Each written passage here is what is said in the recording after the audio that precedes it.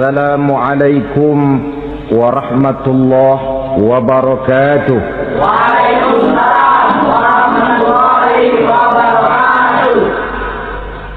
Alhamdulillah wassalatu wassalamu ala sayyidina Rasulillah sayyidina wa maulana Muhammad ibn Abdullah wa ala alihi wa sahbihi wa mawala. La hawla wa la quwwata illa billah, amma ba'du. Bapak-bapak, ibu-ibu, saudara-saudara kaum muslimin rahimakumullah. Rangka memperingati Maulid Nabi besar Muhammad sallallahu alaihi wasallam.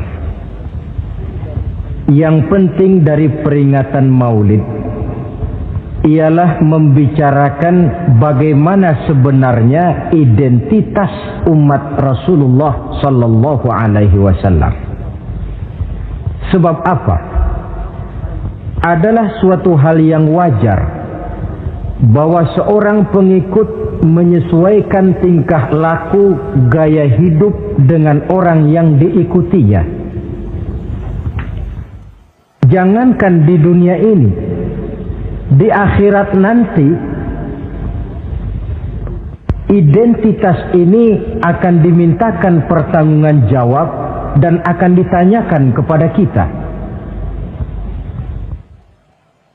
Sekurang-kurangnya menjadi pengikut rombongan orang besar merupakan suatu nikmat. Paling tidak kita bisa numpang mujur.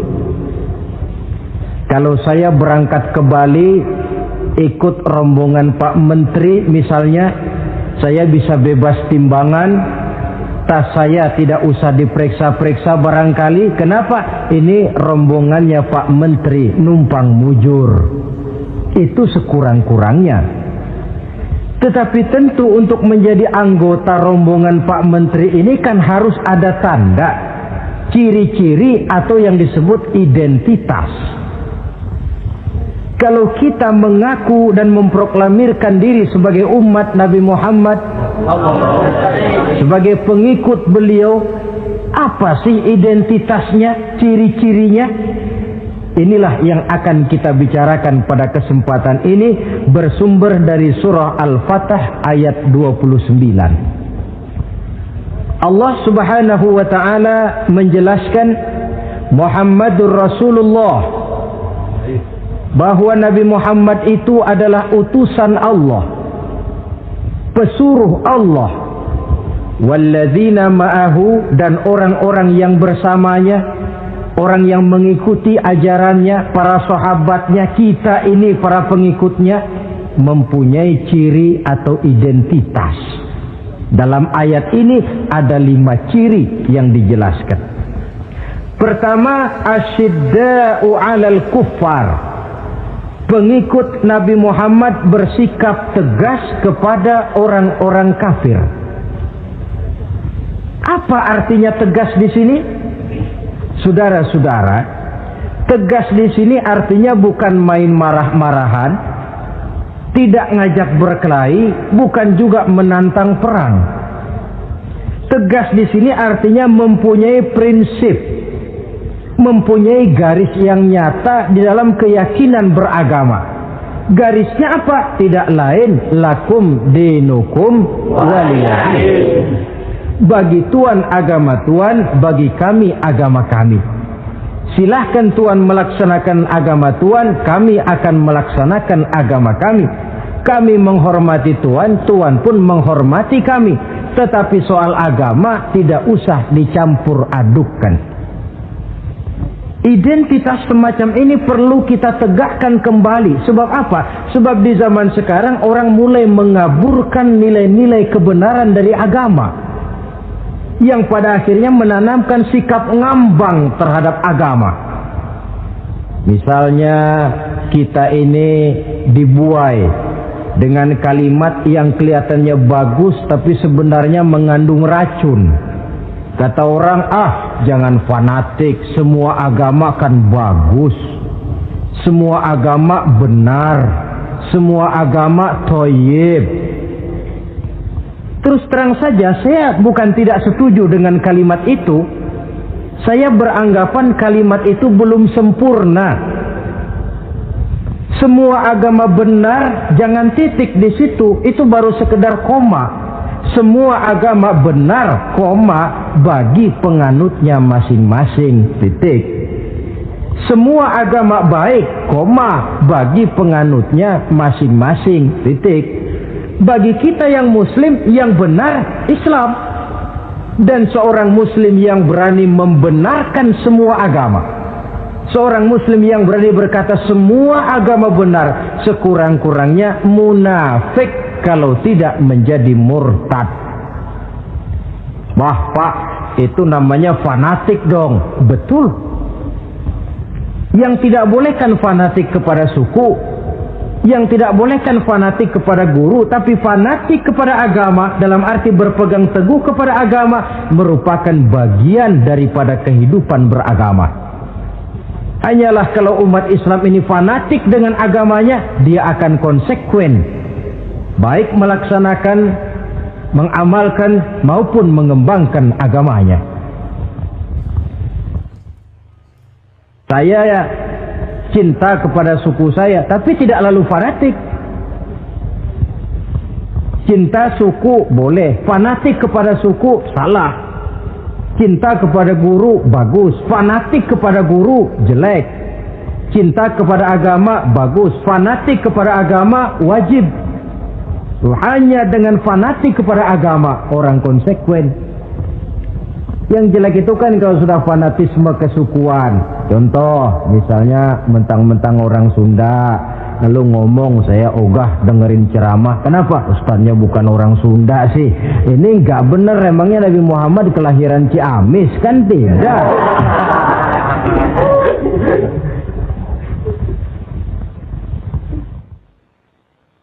Toleransi ada tempatnya,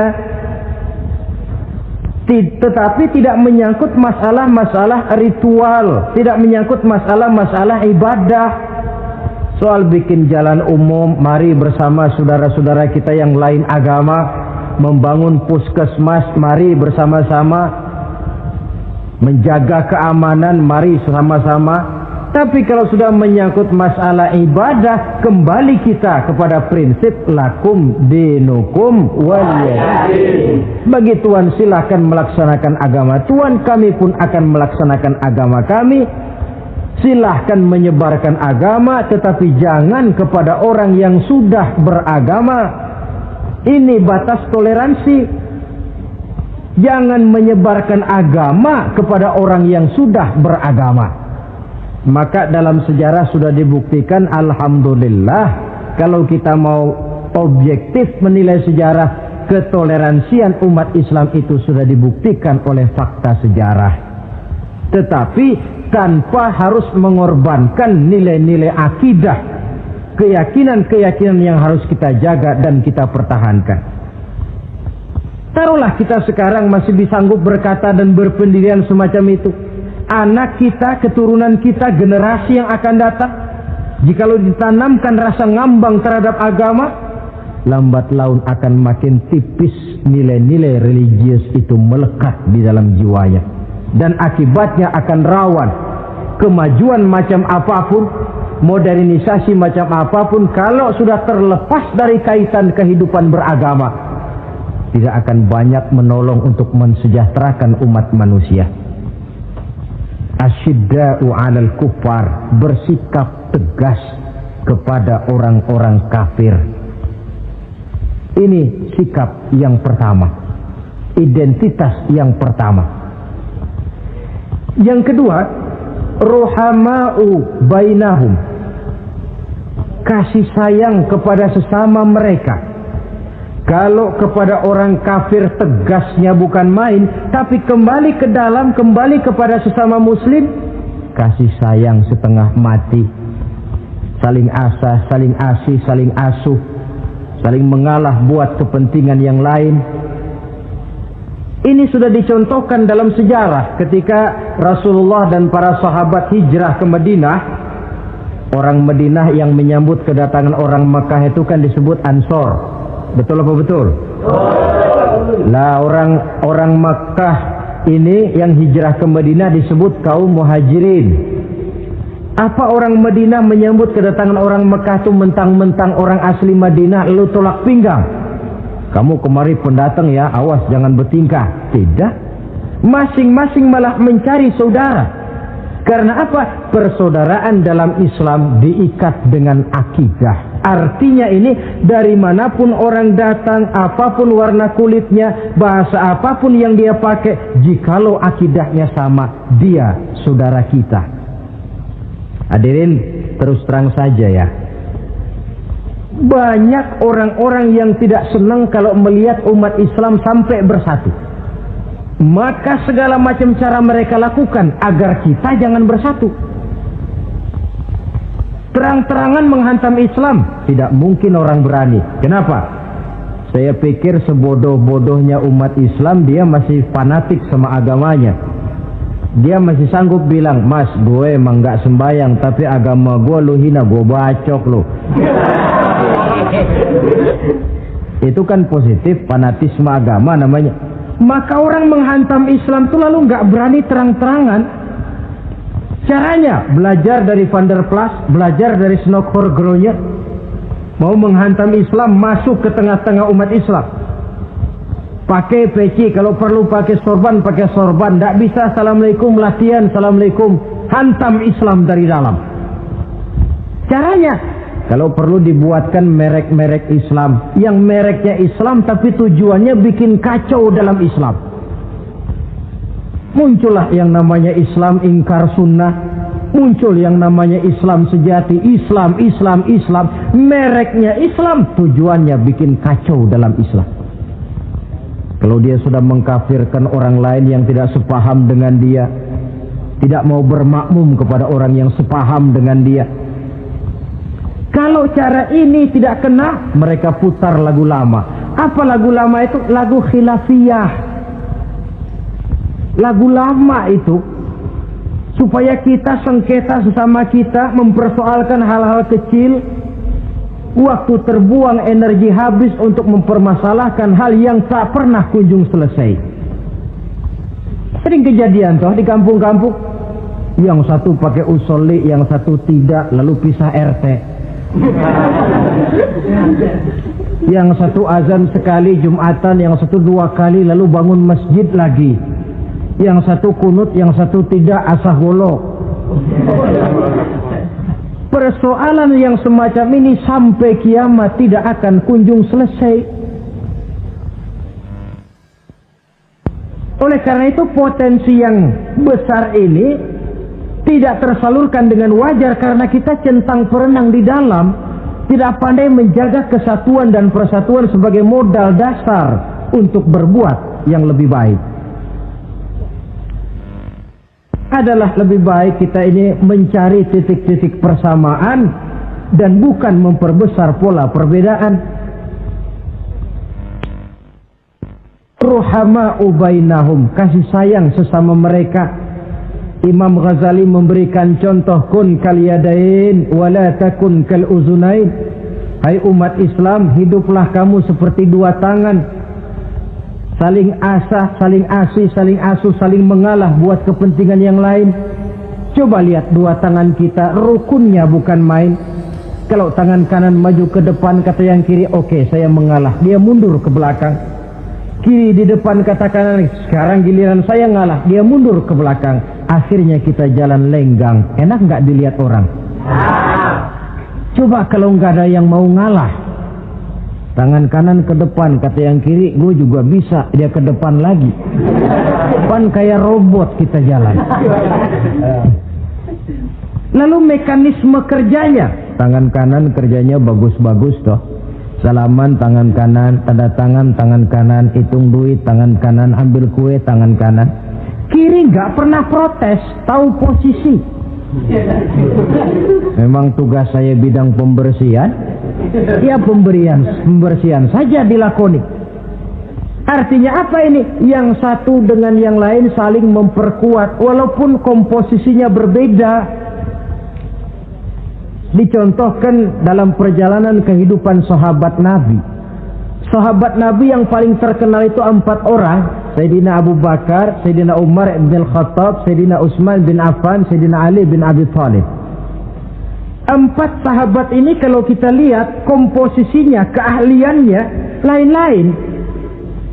Coba, ada Sayyidina Abu Bakar, ini sahabat merangkap mertua. Kalau bahasa sekarang, Abu Bakar ini disebut kiai diplomat. Kiai karena beliau orang alim, diplomat karena pandai bersiasat, ahli politik. Kemampuan berpolitiknya digunakan buat kepentingan agama. Sebab siapapun yang berpolitik untuk kepentingan agama, tentu kita doakan.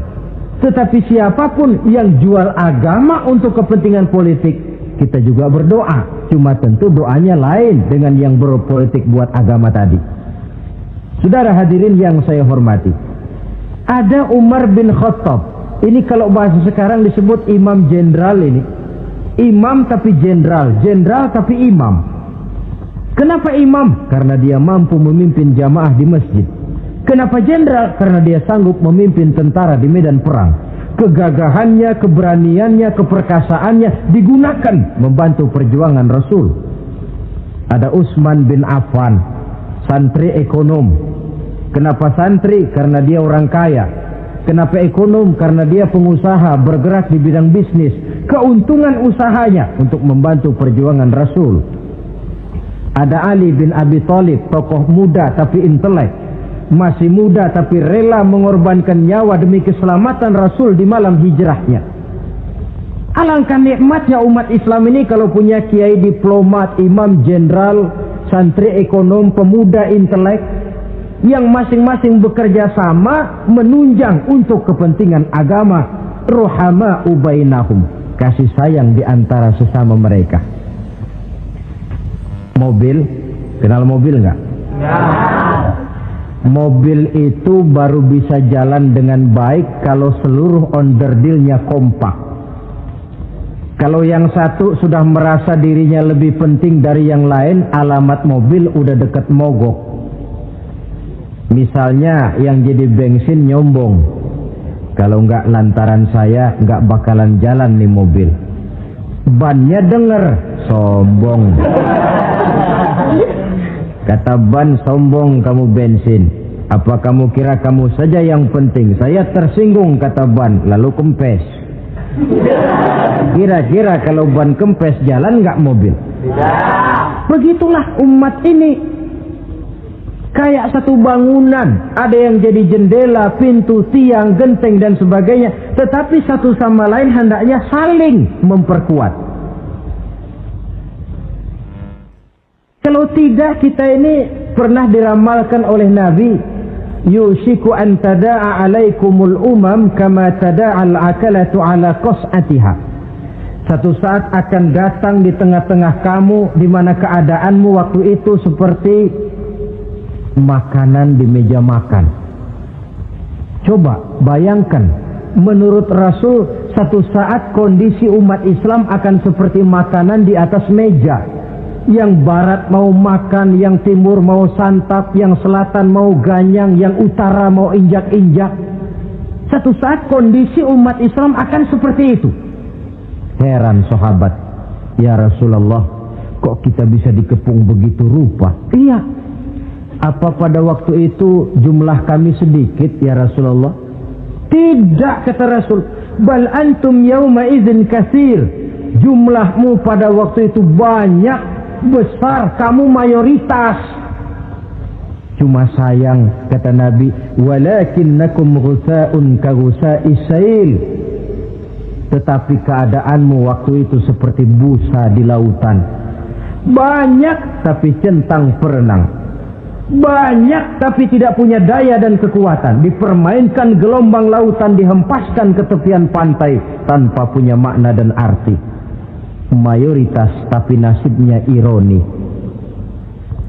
Lantaran apa ini? Kita tidak pandai menjaga kesatuan dan persatuan. Prinsip ruhama ubainahum, kasih sayang di antara sesama mereka, belum bisa kita wujudkan. Oleh karena itu, hadirin yang saya hormati, identitas yang kedua ini Mari kita tegakkan, menggalang kesatuan dan persatuan untuk kejayaan agama yang kita cintai.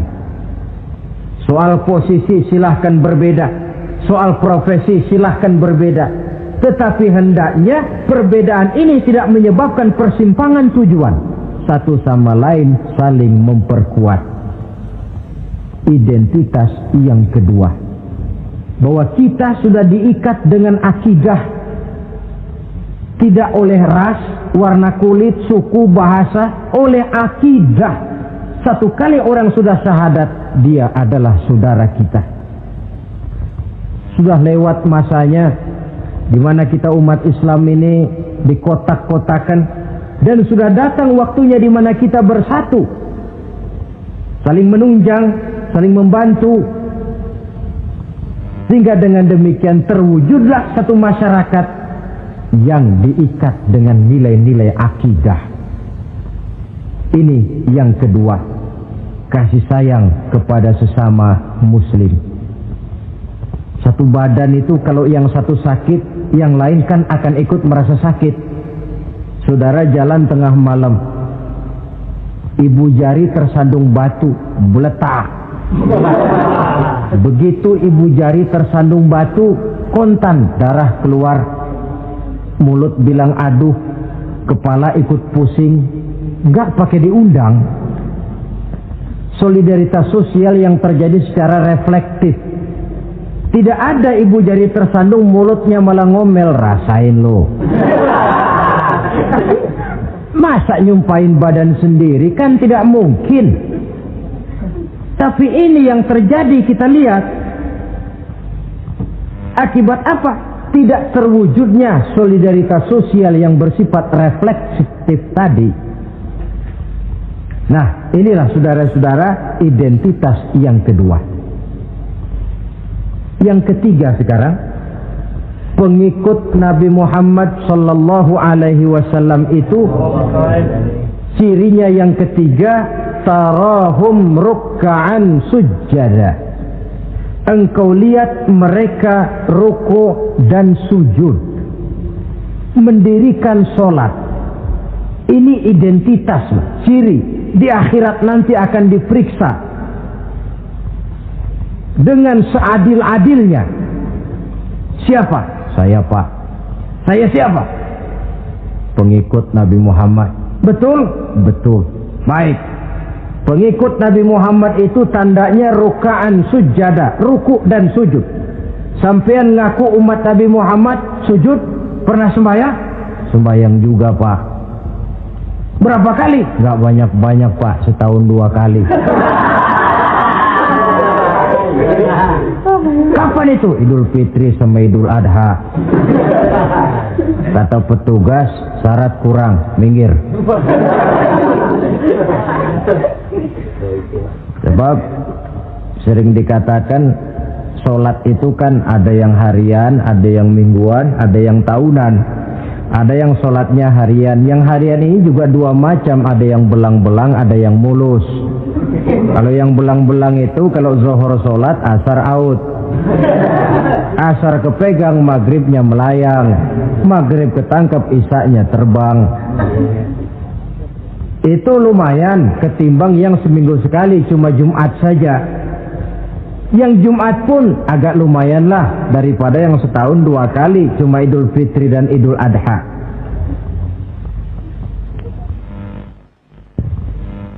Tetapi bagaimanapun juga sholat ini memang merupakan keperluan dalam kehidupan kita. Ciri identitas yang memperkaya kepribadian. Pengikut Nabi orangnya ruku dan sujud. Sehingga di zaman sahabat tadi kondisi mereka digambarkan kalau siang seperti kuda perang, tetapi kalau malam seperti pendeta. Maksudnya apa? Di medan perang mereka gagah, tapi kalau sudah ruku dan sujud bukan main khusyuknya. Ruku dan sujud. Dengan kata lain, ciri pengikut Nabi Muhammad orangnya mendirikan sholat, Nah, masalahnya sekarang apa perlunya sholat dalam kehidupan kita? Yang jelas dia untuk menggembirakan Allah kok. Se-ASEAN orang tidak ada yang sholat, Allah tidak akan berhenti jadi Tuhan.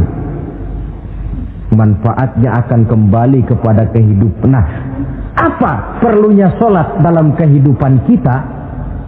Ada beberapa hal yang bisa kita angkat ke permukaan tentang perlunya sholat ini. Jadi sholat itu perlunya kita, sehingga suatu saat nanti kita tidak lagi berkata saya wajib sholat, tapi kita akan berkata saya perlu sholat.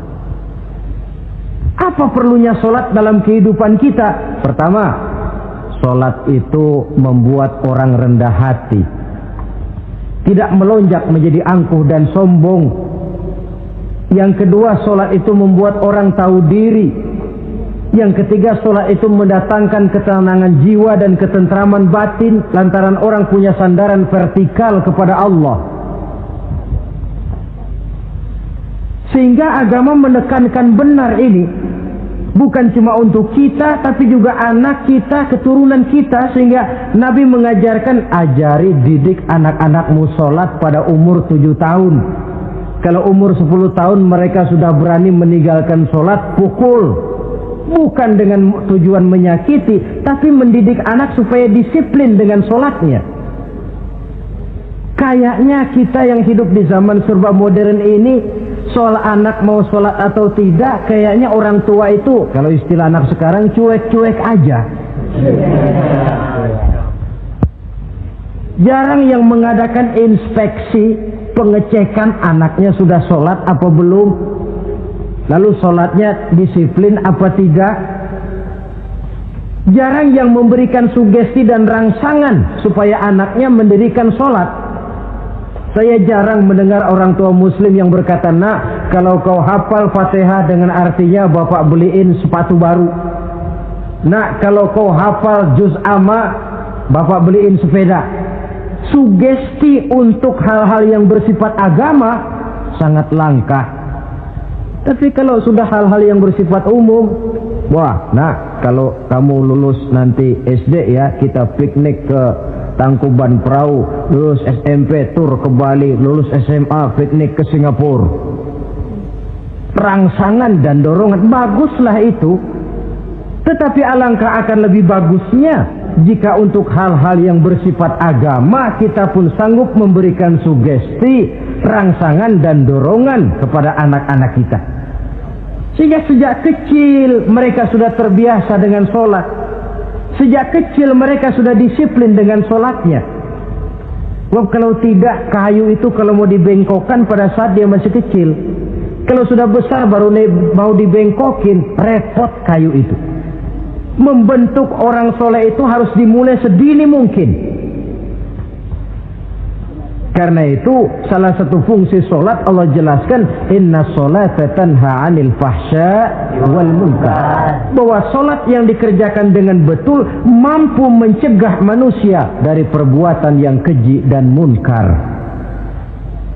Jadi dengan kata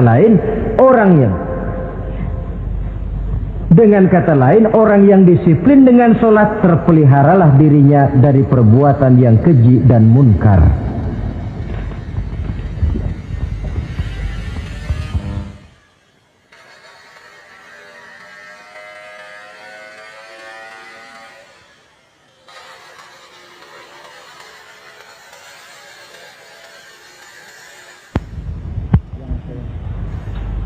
Hadirin yang saya hormati, suatu kenyataan barangkali yang memang tidak bisa kita pungkiri, bahwa kemajuan ilmu pengetahuan dan teknologi sekarang ini makin mengagumkan. Dunia seolah-olah telah dirombak oleh manusia dari sebuah daerah kosong menjadi gedung-gedung pencakar langit yang tinggi. Orang sudah bertandang ke bulan, dan dalam beberapa tahun mendatang boleh jadi akan bertandang pula ke planet-planet lainnya. Kekurangan air minum bisa diatasi dengan penyulingan air laut. Kekurangan areal pertanian bisa diatasi dengan merombak gurun pasir yang gersang dan tandus menjadi sawah ladang yang menghasilkan kebutuhan hidup manusia. Tapi seiring dengan itu menjadi pertanyaan, makin sejahterakah umat manusia? Tercapaikah kebahagiaan? Pada sisi lain kita melihat kemajuan itu melahirkan hal-hal yang tidak kita harapkan. Apa yang kita sebut dengan penyakit dunia modern, yang rupanya makin banyak dokter, makin banyak juga penyakit, makin banyak rumah sakit, makin aneh nama penyakit. Pola yang paling berbahaya ialah jikalau kemajuan itu menyebabkan manusia sampai mendewa-dewakan ilmu dan teknologi. Dan ini yang sering saya istilahkan dengan berhala abad 20. Kalau dulu orang menyembah berhala yang namanya Latta, Uzza, Manat, Hubal, orang zaman sekarang secara tidak langsung banyak yang menjadi penyembah komputer, penyembah sains dan teknologi, mendewa-dewakan otak, lalu lupa bahwa sepanjang yang bisa dilakukan oleh manusia adalah berusaha dan berusaha, sementara ketentuan mutlak datang dari Allah Subhanahu wa ta'ala. Disinilah perlunya ruku dan sujud, agar manusia tahu benar hakikat dari mana dia datang, di mana dia sekarang, mau apa dia di sini, dan kemana dia akan pulang. Oleh karena itu, pada kesempatan ini saya mengajak, marilah identitas ini kita tegakkan dalam diri kita, menjadi pengikut yang ruku dan sujud di hadapan Allah. Sebab di sana terdapat sumber kekuatan, baik dia kekuatan batin, kekuatan jiwa, kekuatan dalam semangat perjuangan, kekuatan dalam menegakkan yang ma'ruf dan menghancurkan yang munkar. Sandaran kita kepada Allah. Saudara mungkin masih ingat ketika Rasulullah dan Abu Bakar hijrah, mereka berdua tidak langsung ke Madinah tapi berada di Gua Sur, 3 malam 2 hari lamanya.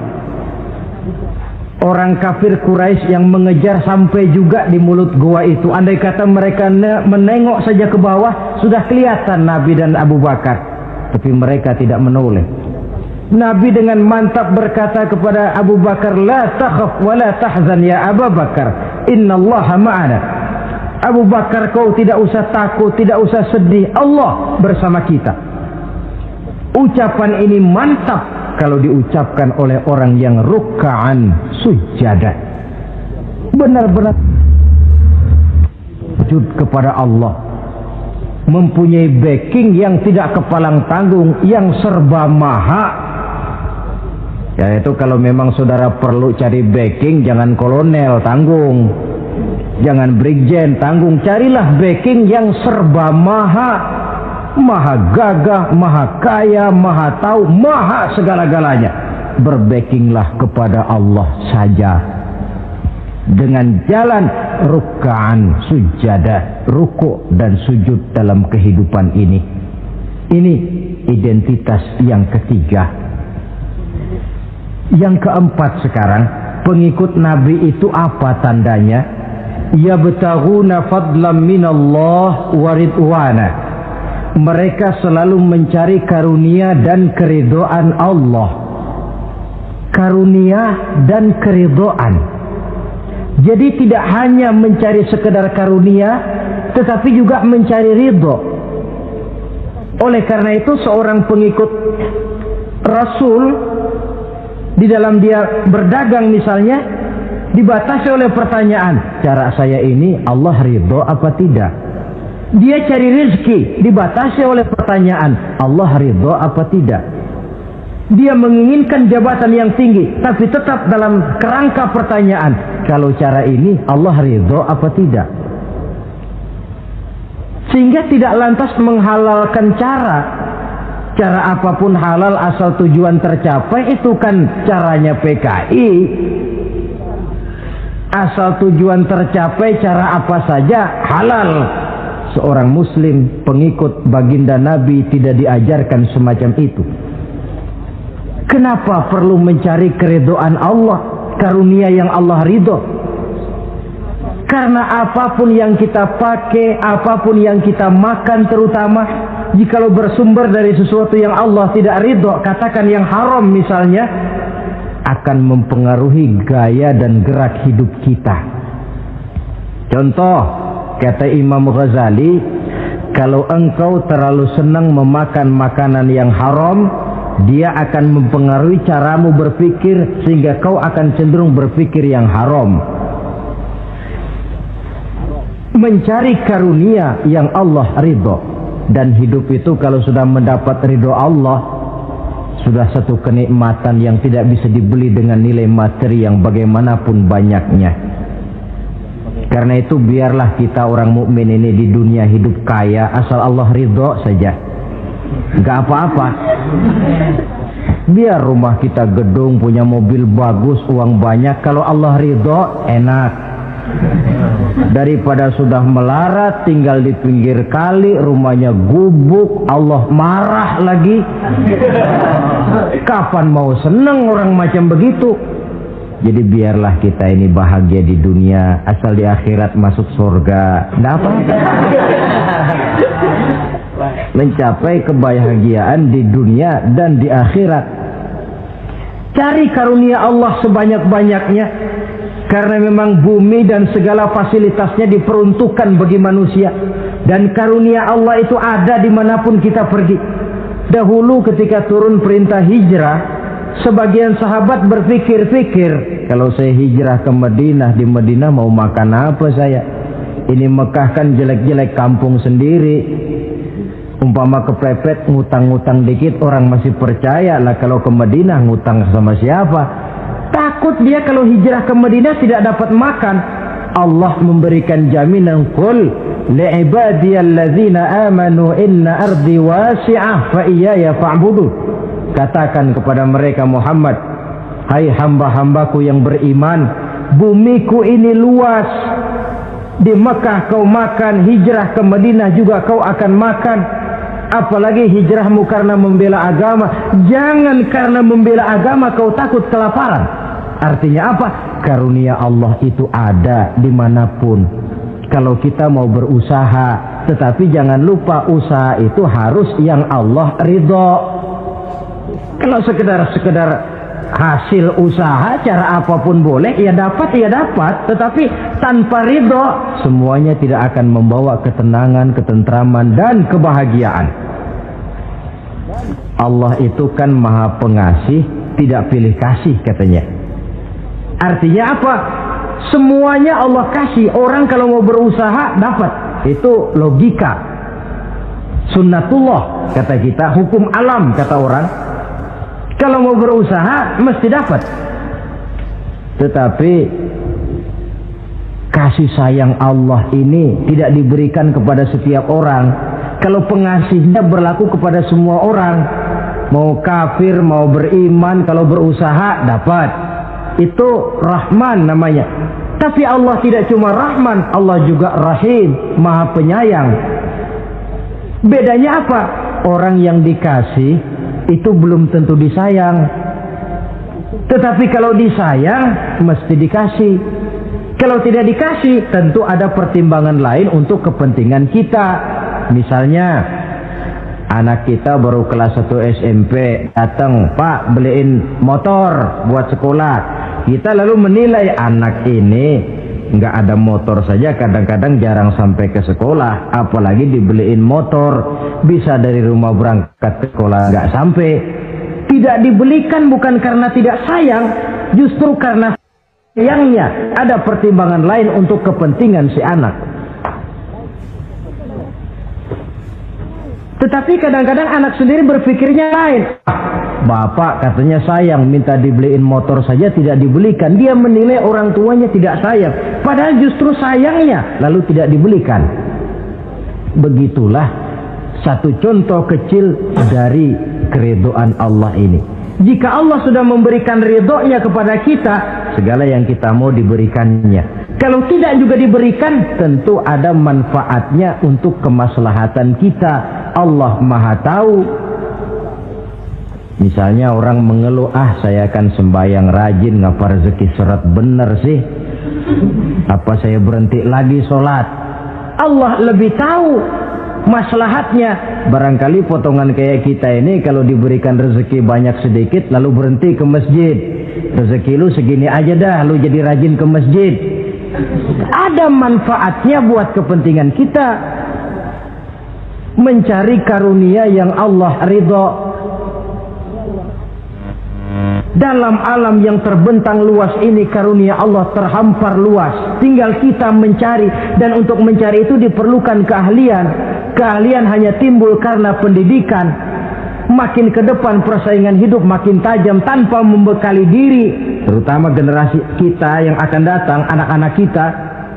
Boleh jadi mereka akan tersudut ke pojok-pojok kehidupan untuk kemudian lebih banyak jadi penonton daripada sekedar pemain. Dan kerugian akan kembali kepada kita. Karena itu cari karunia Allah sebanyak-banyaknya, tapi dengan garis bawah yang Allah ridho.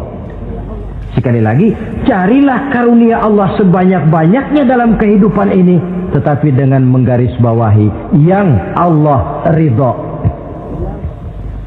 Inilah identitas yang keempat.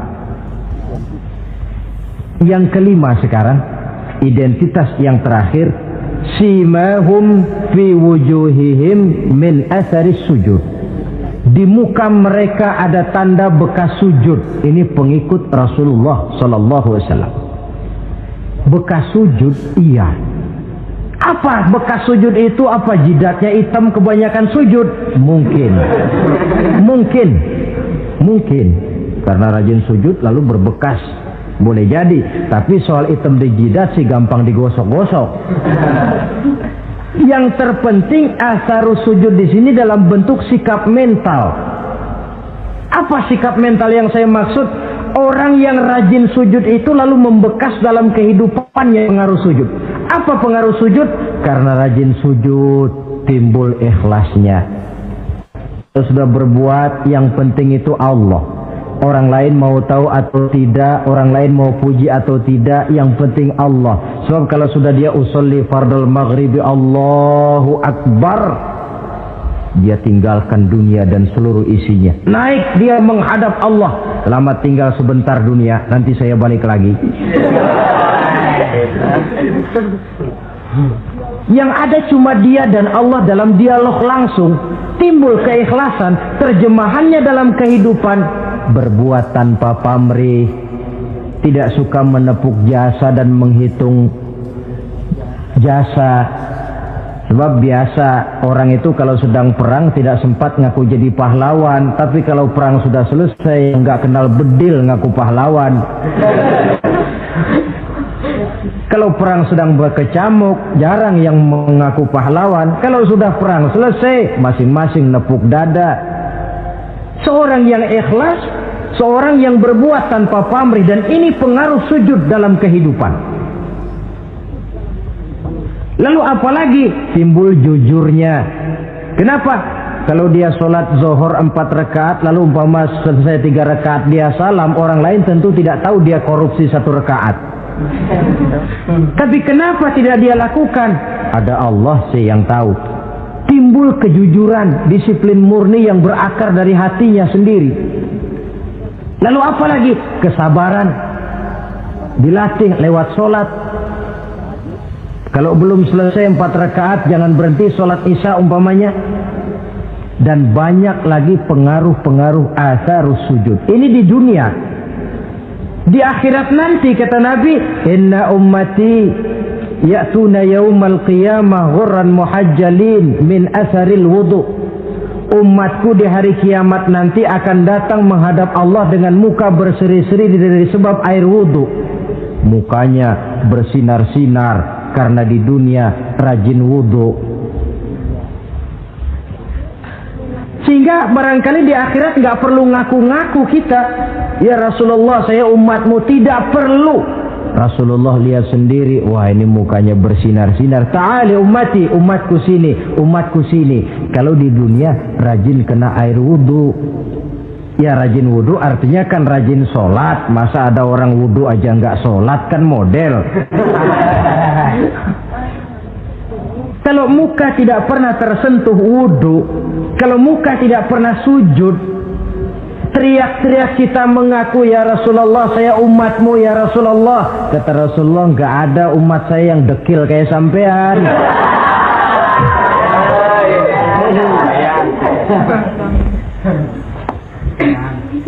Itulah sebabnya pada kesempatan ini saya mengajak, mari membiasakan diri berwudu. Tidak cuma untuk sholat. Saudara mau berangkat ke kantor, wudu dulu, bagus. Saudara mau pergi berdagang, wudu dulu, cakep. Saudara mau pergi kuliah, mau pergi sekolah, wudu dulu, bagus. Di samping kebersihan jasmani, juga kebersihan rohani. Tengok saja. Kalau kita membasuh tangan pada saat wudu, mulai Allahumma inni as'aluka yumna wal barakah wa a'udzubika minasyu'mi wal halakah. Itu kan yang kita baca. Ya Allah, saya mohon keberkahan di dua tangan ini, supaya tangan ini kalau dibawa dagang untung, dibawa menanam lalu panen, dibawa berusaha menghasilkan rezeki. Dan saya berlindung kepadamu ya Allah, jangan sampai tangan ini membawa kesialan dan kecelakaan. Berlindung kepada Allah jangan sampai jadi punya tangan sial, dipakai dagang rugi, dipakai nanam pohonan mati, dipakai mukul orang. Tangan sial. Dari itu saja sudah memberikan sugesti untuk rohani kita. Kebersihan jasmani, kebersihan rohani terpelihara karena wudu. Jadi asarus sujud, pengaruh sujud membekas di dalam kehidupan. Sehingga oleh Syekh Muhammad Abduh dijelaskan, walikulli ibadatin minal ibadati sahihah asarun fi taqwimi akhlaqil qaimi biha wa tahzibi nafsihi. Setiap ibadah yang dikerjakan dengan betul pasti mempunyai pengaruh yang nyata dalam meluruskan moral akhlak orang yang melaksanakan ibadah itu sendiri. Jadi sujud kita betul apa tidak? Lihat saja pengaruhnya dalam kehidupan kita. Sholat kita sudah betul apa tidak? Lihat saja pengaruhnya dalam kehidupan kita. Kalau sujud ya sujud, tapi judi jalan juga, nah, sujudnya belum betul. Waktunya sholat ya sholat, waktunya mabuk, sholatnya belum betul. Waktunya ruku ya ruku, giliran nyolong, sholatnya belum betul. Sebab sholat yang dikerjakan dengan betul, sujud yang dikerjakan yang punya pengaruh nyata dalam kehidupan, kelihatan bekasnya dari tingkah laku dan gerak kita di dalam menelusuri kegiatan hidup ini. Maaf, dengan sedikit pahit barangkali kita memang harus berkata, masih banyak di antara kita umat Islam ini yang melaksanakan ibadah hanya dengan prinsip asal sekedar gugur kewajiban. Perkara ada pengaruhnya atau tidak dalam diri kita malas untuk mengadakan evaluasi. Akibatnya ibadah yang kita kerjakan tidak mempunyai pengaruh dalam membentuk kepribadian kita. Orang yang mengucapkan syahadat ada pengaruh dalam jiwanya. Orang yang mendirikan sholat ada pengaruh dalam membentuk kepribadiannya. Orang yang melaksanakan puasa ada pengaruh dalam perkembangan jiwanya. Orang yang mengeluarkan zakat ada pengaruhnya dalam mengelola hartanya. Orang yang melaksanakan ibadah haji ada perubahan dalam kegiatan hidupnya. Dari yang negatif kepada yang positif tentunya. Simahum fi wujuhihim min athari sujud. Di muka mereka, di muka pengikut Rasulullah ini ada tanda pengaruh bekas sujud. Karena rajinnya dia melaksanakan sujud di dalam kehidupan ini. Nampak pengaruh yang nyata di dalam kehidupannya, dalam gerak dan tingkah lakunya. Saudara hadirin, ma'asyiral muslimin rahimakumullah. Inilah 5 identitas yang harus kita tegakkan jikalau kita mau jadi umat yang konsekuen. Tidak sekedar bangga-banggaan menyandang titel umat Nabi, apalagi konon mengharapkan syafaatnya di akhirat nanti, padahal sebagai pengikut kita tidak menyesuaikan diri dengan yang kita ikuti. bagaimana mau mengharapkan fasilitas yang namanya syafaat? Bahwa syafaat pertolongan Rasul itu ada, tetapi fungsinya kan ibarat orang punya kain, syafaat itu nambel. Saudara punya kain, sobek-sobek sedikit, ditambel oleh yang namanya syafaat. Sholat kurang sedikit, ditambel oleh syafaat.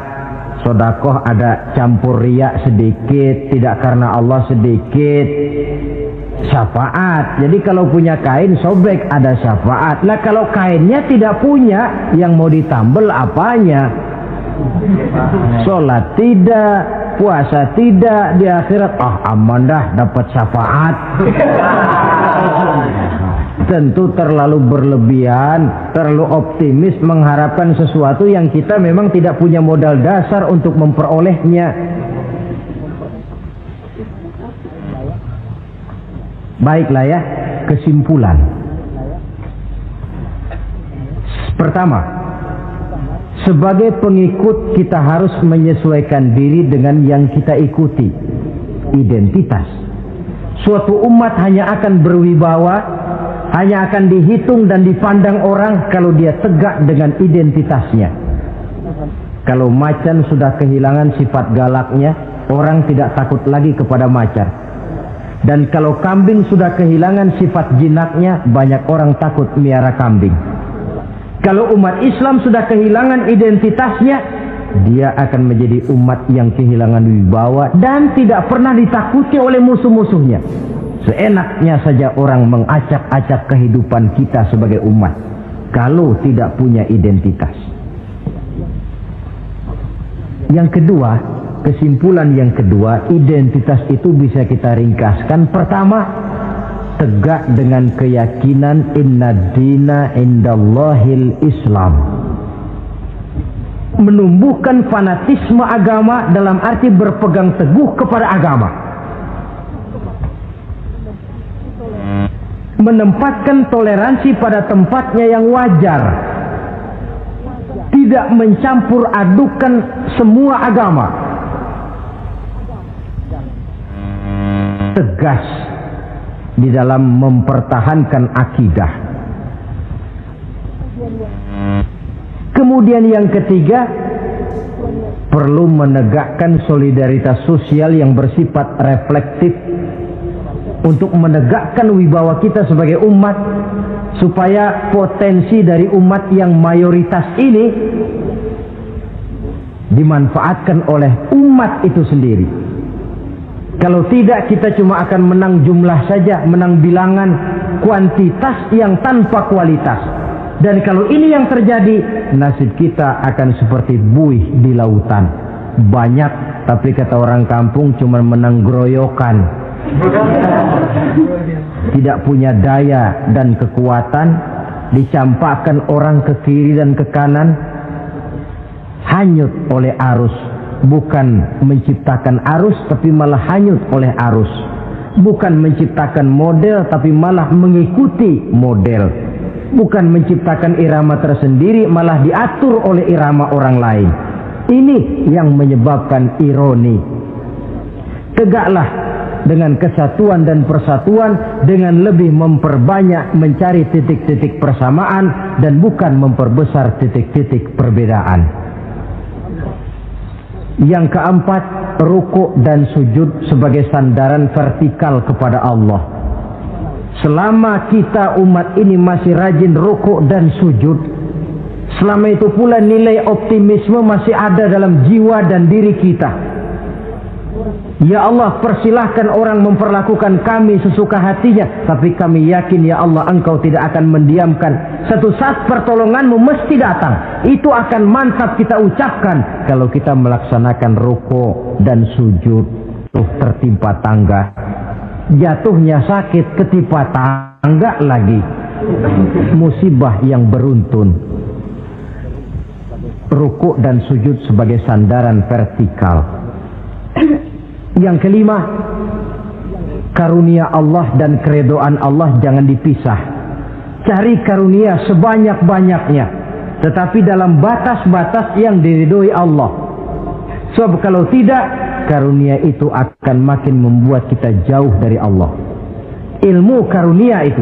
Tapi kalau tidak diridhoi Allah, Nabi ingatkan, man izdada ilman wa lam yazdad huda, lam yazdad minallahi illa bu'da.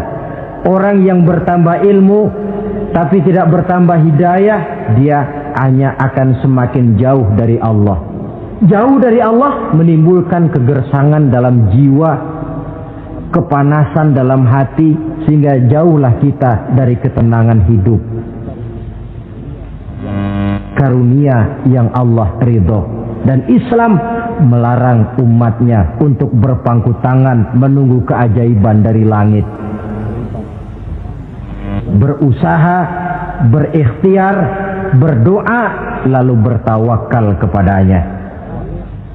Yang terakhir, hendaknya ibadah yang kita kerjakan dievaluir, ditinjau kembali apa pengaruhnya dalam kehidupan kita.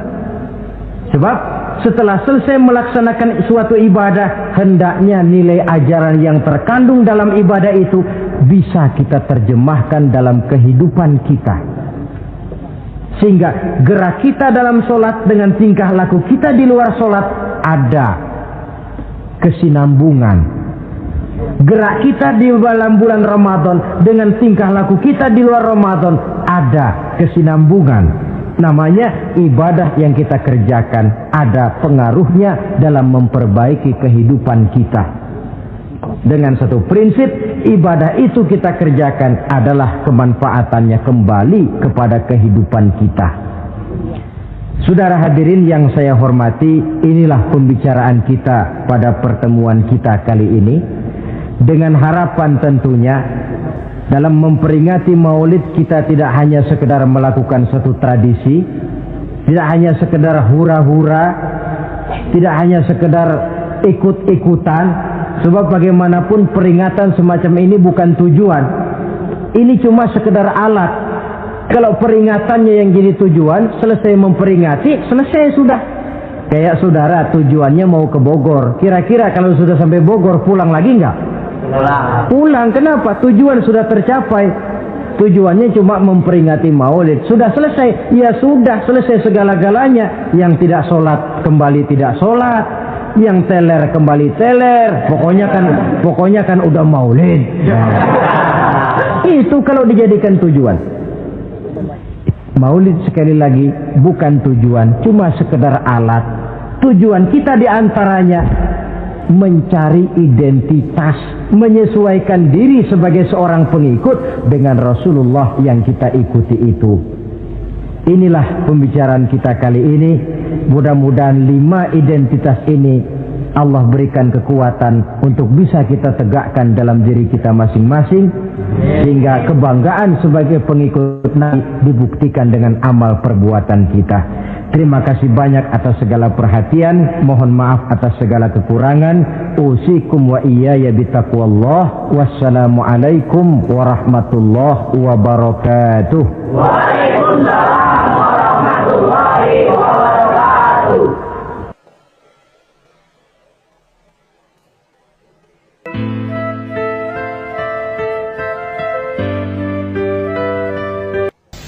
Bapak-bapak, ibu-ibu, saudara-saudara kaum muslimin rahimakumullah. Murai di dahan dan koko ayam di kandang. Dunia ini penuh dengan berbagai macam kesibukan. Sejak dari petani yang turun ke ladang, pedagang yang berangkat ke pasar, pelajar yang menuju sekolah, sampai kepada pegawai yang berangkat ke kantor, seluruhnya tidak lain untuk mencari sesuatu yang bernama bahagia. Setiap orang menginginkan kebahagiaan, dan tidak seorang pun menginginkan kesengsaraan dalam kehidupan ini. Namun nyatanya tidak setiap orang yang ingin bahagia mengetahui jalan yang harus ditempuhnya untuk sampai kepada kebahagiaan itu. Maka pada kesempatan pertemuan kali ini saya ingin menyampaikan sebuah hadis dari junjungan kita baginda Nabi besar Muhammad sallallahu alaihi wasallam yang termuat dalam kitab Mukhtarul Ahadits An-Nabawiyah, di mana beliau bersabda, arba'un min sa'adatil mar'i. Ada 4 perkara yang merupakan tanda dari orang bahagia. Saya mau tanya, di antara saudara-saudara yang hadir di sini, apa ada yang kepengen jadi orang sengsara? Ya. Seluruhnya tentu ingin mendapatkan kebahagiaan. Maka menurut resep dari Nabi kita, tanda orang bahagia itu 4. Jadi kalau saudara ingin bahagia, harus mempunyai 4 perkara ini. Yang pertama, orang bahagia itu kata Nabi, darun wasi'un. Punya rumah biar bagus asal gede. Enak ngaturnya. Daripada sudah punya rumah kecil, adanya di pinggir kali, gubuk, kalau hujan bocor, miring lagi, kiamat. Loh, kalau gitu Islam materialis dong. Hadis ini boleh diartikan dengan makna hakiki, arti yang sebenarnya. Boleh diartikan dengan makna majazi, arti kiasan. Kalau dia diartikan dengan arti kias, maka yang dimaksud darun wasi'un ay qalbun wasi'un. Rumah yang luas tidak lain daripada hati yang lapang. Karena di situ kunci kebahagiaan yang sebenarnya. Walaupun kita cuma tinggal di petak berukuran 2 kali 3 meter, kalau hati kita luas-luas rasanya rumah itu. Tapi biar rumah kita halamannya saja puluhan ribu hektar, ada kolam renangnya, kamar tidurnya tidak lagi terhitung. Kalau hati yang menempati rumah itu sempit, maka akan terasa sempit jugalah rumah itu. Tempat bergantungnya tidak lain adalah hati. Marilah kita mencoba melihat berbagai pandangan orang tentang bahagia ini. Ada orang menyangka bahwa bahagia itu kalau dia mendapatkan harta yang sebanyak-banyaknya. Siapa yang banyak harta, dialah raja. Apa yang dia mau, seluruhnya bisa dibeli. Keamanannya, dia bisa menyewa petugas. Seluruh fasilitas untuk menyenangkan kehidupannya bisa dibeli. Pendeknya, hartalah segala-galanya dalam kehidupan. Sampai ada pepatah mengatakan, innad darahima fil amakini kulliha taksur rijala mahabatan wa jalala. Sesungguhnya harta, dinar, dirham, uang di mana-mana selalu bikin hebat orang yang memilikinya. Coba lihat, orang yang punya duit sama yang enggak punya duit, jangan gaya hidupnya, gaya jalannya aja lain. Wahia lisanun liman arada fasahatan, wahia silahun liman arada qitala. Uang adalah senjata yang paling ampuh bagi orang yang mau pergi perang, dan lidah yang paling fasih bagi orang yang mau bicara. Kalau bicara dengan lidah macet, cobalah bicara dengan harta, lancar. Sampai ada pepatah demikian, segalanya bisa diatur dengan harta. Maka di kalangan orang yang berpandangan semacam itu, seluruh kegiatan hidupnya hanya terfokus kepada bagaimana mengumpulkan harta yang sebanyak-banyaknya. Tidak peduli halal haram, tidak kenal sore pagi siang dan malam, tidak sempat sujud, jauh dari agama, jauh dari kehidupan yang bersifat ruhaniyah, jauh dari Allah dan sebagainya. Sampai dalam Al-Quran dikelompokkan dalam kelompok yang dinamakan lumazah. Allazi jama'a malahu wa'addadah yahsabu anna malahu akhladah. Mereka mengumpul-ngumpulkan harta sebanyak-banyaknya dan menyangka bahwa harta yang banyak itu dapat mengekalkan hidupnya, mengekalkan kekayaannya, mengekalkan kebahagiaannya. Saudara hadirin yang berbahagia, kalau pandangan hidup ini benar, artinya kalau harta memang merupakan satu-satunya hal yang dapat membuat orang bahagia, tentu di rumah mewah tidak akan pernah ada tangis derita. Tentu di satu tempat di mana fasilitas hidup serba menunjang tidak ada yang namanya penderitaan. Tapi suka dan duka, sedih dan gembira, senyum dan tawa adalah milik setiap orang, baik dia punya harta maupun dia tidak punya harta. Nyatalah bahwa harta semata-mata bukan merupakan jaminan bahwa orang akan bahagia, walaupun tanpa harta orang sulit untuk bahagia. Saya mau cerita, ada orang super kaya, namanya Aristotle Onesimus, raja tanker Yunani. Dia punya kapal tanker saja konon sampai 11 banyaknya. Punya perusahaan penerbangan yang disebut Olympic Airlines. Punya hotel di berbagai kota besar di dunia ini, sejak dari New York, London, Paris, Rome dan sebagainya. Bahkan punya pulau yang dia namakan Pulau Scorpio. Ini kan namanya sudah kaya nggak tanggung-tanggung, punya pulau. Nah, dia punya 2 orang anak, yang satu laki-laki namanya Alexander, yang satu perempuan namanya Maria Onesimus. Seluruh harapannya tertumpah kepada anak lakinya Alexander ini, yang akan meneruskan usahanya, meneruskan kekayaannya, meneruskan dinastinya. Apa yang terjadi? Ternyata anak yang dia harapkan yang bernama Alexander ini mati muda dalam kecelakaan pada waktu dia olahraga. Apa olahraganya? Namanya olahraga anak orang kaya, golongan jet set. Olahraganya olahraga pesawat terbang. Jatuh, ya nggak kapungut, habis mati. Tinggal satu anak perempuannya, Maria Onesimus. Tapi anak perempuan ini juga malah urakan. Terakhir dia pacaran, bahkan kemudian kawin sama orang Rusia. Rupanya Aristotle Onesimus ini broken. Kekayaannya yang berlimpah ruah, perusahaannya yang begitu banyak, siapa yang akan meneruskan? Siapa yang akan menggantikan?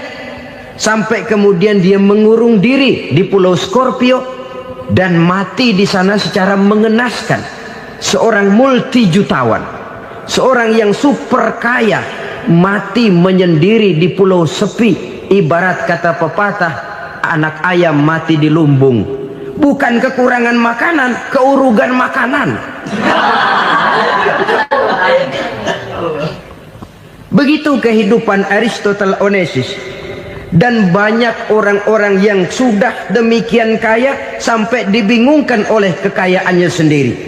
Telusurilah kehidupan David Rockefeller misalnya, Henry Ford misalnya, Adnan Khashoggi misalnya. Multi jutawan yang kadang-kadang dibuat keder oleh kekayaannya sendiri. Pantas ketika Imam Ali ditawarkan orang, "Ya Ali, kalau kepadamu disuruh pilih ilmu atau harta, kau pilih mana?" Ya jelas pilih ilmu dong. Kenapa? Pertama, ilmu kalau kita berikan kepada orang lain tambah. Tapi harta kalau kita berikan kepada orang lain kurang. Saudara punya uang 10.000, dibagi orang 5.000, jelas uang saudara berkurang. Tapi saudara punya ilmu, diberikan kepada orang lain bisa, saudara pun makin mantap. Tidak lantas jadi bodoh karena ngajarin orang. Saudara bisa Fatihah lalu mengajarkan orang Fatihah. Orang bisa, saudara pun makin hafal. Tidak lantas setelah diajarin orang ilmunya hilang. Begitu datang dia minta orang, "Tolong ajarin saya Fatihah." Udah habis, nggak ada.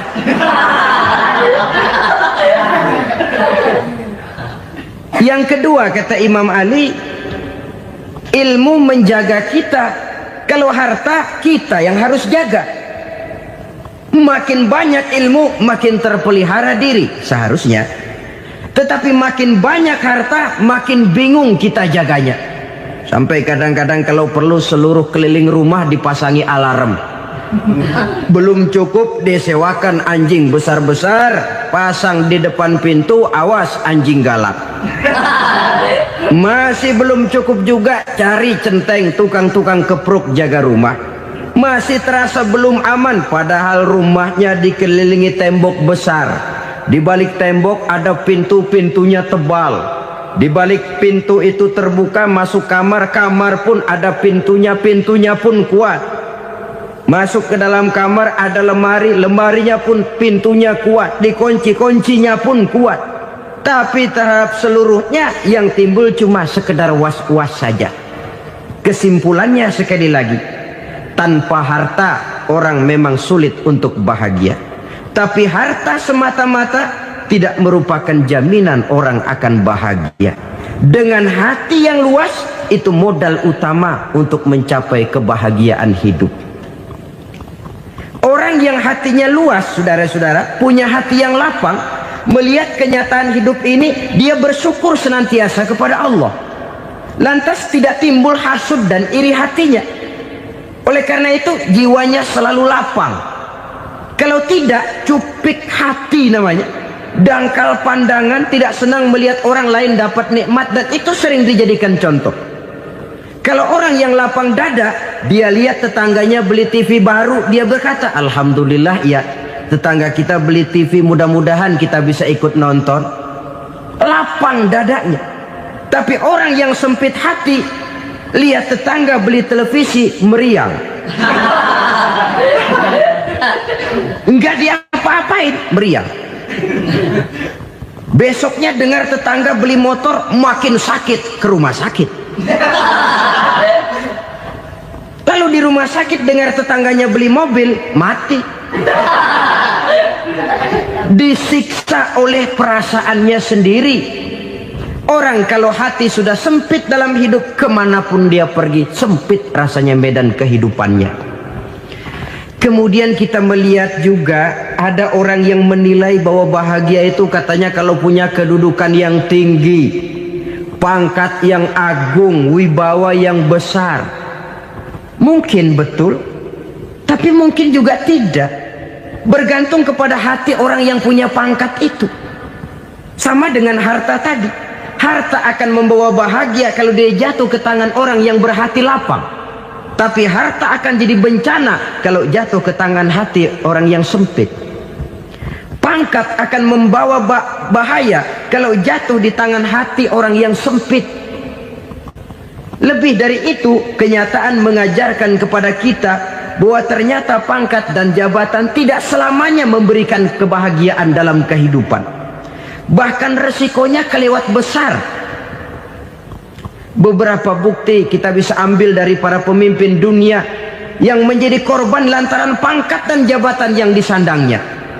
Saudara ingat Presiden Abraham Lincoln dan John Kennedy dari Amerika? Dibunuh orang. Park Chung-hee dari Korea Selatan, Ziaur Rahman dari Bangladesh, Anwar Sadat dari Mesir, terakhir Indira Gandhi dari India, menjadi korban dari pangkat dan jabatan yang disandangnya dari orang-orang yang tidak senang dia memegang jabatan itu. Dia akan mudah mengundang bencana. Sehingga pantas kalau seorang presiden terkemuka Amerika, Harry Truman namanya, dia mengatakan jabatan presiden itu, kata dia, seperti orang nunggang macan, naik macan. Harus kita taiki, kalau enggak dia bakal nerekam kita, ngeri katanya. Adapun orang yang hatinya lapang, kalau dia menerima pangkat dan jabatan, dianggapnya itu satu kesempatan untuk berbuat baik. Tapi orang yang berhati sempit, menerima pangkat dan jabatan, bukan kadang-kadang menerima, malah berusaha setengah mati mencapai dengan segala cara. Kalau perlu jilat atas, jilat atas. Jadi golongan sumuhun dawu. Jadi kelompok kulon nuwun, yes sir, yang kerjanya cuma oke bos. Kalau perlu jilat atas, jilat atas. Kalau perlu injak yang bawah, injak yang bawah. Perlu sikut kiri kanan, sikut kiri kanan. Yang penting pangkat dapat, jabatan dapat. Orang yang semacam ini, kalau sudah mempunyai pangkat dan jabatan, biasanya dia tidak menganggap itu sebagai amanah, tidak menganggap sebagai kesempatan berbuat baik, tapi malah kesempatan untuk memperturutkan hawa nafsunya yang dilatar belakangi oleh kesempitan hatinya tadi. Apalagi kalau orang memperoleh pangkat karena banyak mengeluarkan uang. Seakan-akan pangkat dan jabatan itu sekarang macam proyek pakai tender. Siapa yang berani bayar segini naik, nggak berani minggir. Padahal logikanya kalau orang mencapai satu jabatan karena banyak mengeluarkan uang, hampir bisa dipastikan bahwa setelah jabatan itu dia pegang, langkah pertama yang akan dilakukannya ialah berusaha bagaimana uang yang dia keluarkan supaya kembali. Ya paling kurang pulang modal dulu dong. Soal mikirin rakyat soal nanti, tapi ini modal harus pulang. Itu celakanya kalau orang memperoleh pangkat dan jabatan cuma karena banyak mengeluarkan uang. Jarang orang yang mempunyai keyakinan dan pandangan bahwa pangkat dan jabatan merupakan amanah. Jadi sekali lagi, pangkat dan jabatan mungkin saja membawa kebahagiaan kalau jatuh ke tangan orang yang berhati lapang. Tapi bisa jadi bencana kalau dia jatuh ke tangan orang yang mempunyai hati yang sempit. Dan lagi-lagi stresnya hati yang lapang. Lalu sebagian orang, saudara, ada yang berpandangan katanya bahagia itu kalau jadi orang terkenal, mempunyai popularitas, menjadi idola di kalangan remaja, di kalangan orang tua, di segala lapisan masyarakat. Padahal makin populer orang makin terikat dia. Ya kalau macam kita ini kan nggak punya nama, nggak populer, tengah malam buta mau nongkrong di warung Tegal aman. Tapi pangkat, jabatan, kedudukan, popularitas menyebabkan kita diikat dengan berbagai macam peraturan. Cuma mandi sama ke WC saja yang nggak dikawal.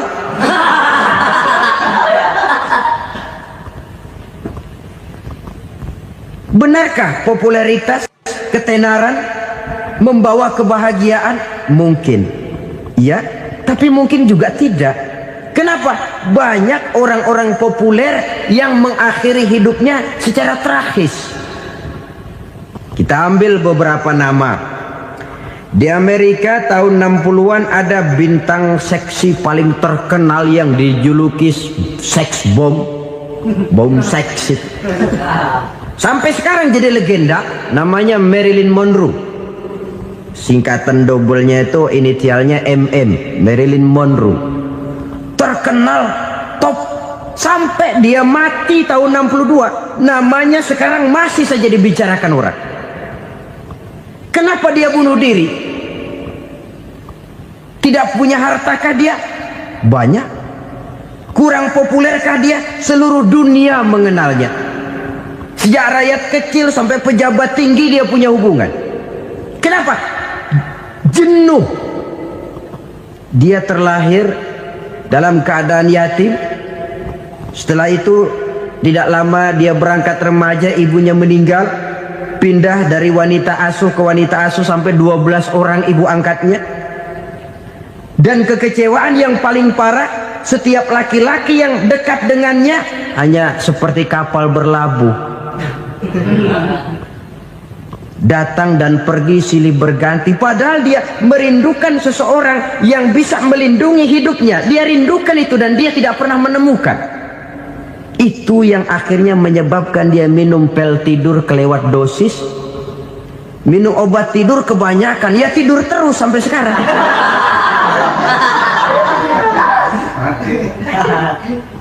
Dia mengakui, saya telah memiliki ketenaran, tapi saya tidak pernah hidup dalam ketenaran itu. Saya pandai main sandiwara, tapi saya ingin hidup dalam alam yang real sebagaimana umumnya orang. Itu yang dia rindukan. Menyusul jejak yang namanya Marilyn Monroe ini, Billie Holiday, saudara kenal tentu, di rumah sakit dirawat. Dia juga minum obat overdosis, mati lagi. Jimi Hendrix minum obat tidur overdosis kelewat batas, mati lagi. Lalu yang menghanyutkan diri di danau, Janis Joplin dan Brian Jones, ini orang-orang populer, orang-orang terkemuka yang mengakhiri hidup secara tragis, bukan karena tidak terkenal, mungkin karena sudah saking terkenalnya. Contoh paling belakangan, Bruce Lee. Wah, ini tukang-tukang keprok tentu kenal siapa dia. Sampai sekarang pun tabir kematiannya masih merupakan misteri.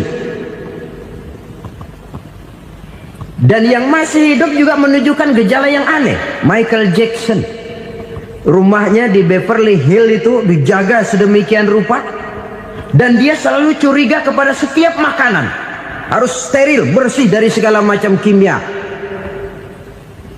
Kemana dia pergi, itu tukang-tukang keprok sudah selalu menjaga dan mengawal, dan dia seakan takut menunjukkan mukanya yang asli. Hingga kalau tampil ke tengah di luar show, dia kadang memakai pakaian yang tidak menunjukkan dia yang sebenarnya, takut dikenali orang. Ternyata popularitas sering jadi momok yang meracuni kehidupan manusia. Oleh karena itu, benarlah junjungan kita pada saat beliau mengajarkan orang akan bahagia kalau dia mempunyai hati yang lapang.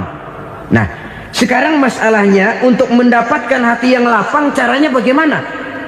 Kita kembali kepada konsep Quran. Allah mengajarkan, ala inna bi dzikrillahi tatmainnul qulub. Ketahuilah bahwa dengan banyak mengingat Allah, hati akan tenang, jiwa akan lapang. Dengan kata lain, dekat dengan agama, merasakan kehadiran Allah dekat dalam hidup, itu muara pertama untuk mencapai hati yang lapang. Ala inna bi dzikrillahi tatmainnul qulub.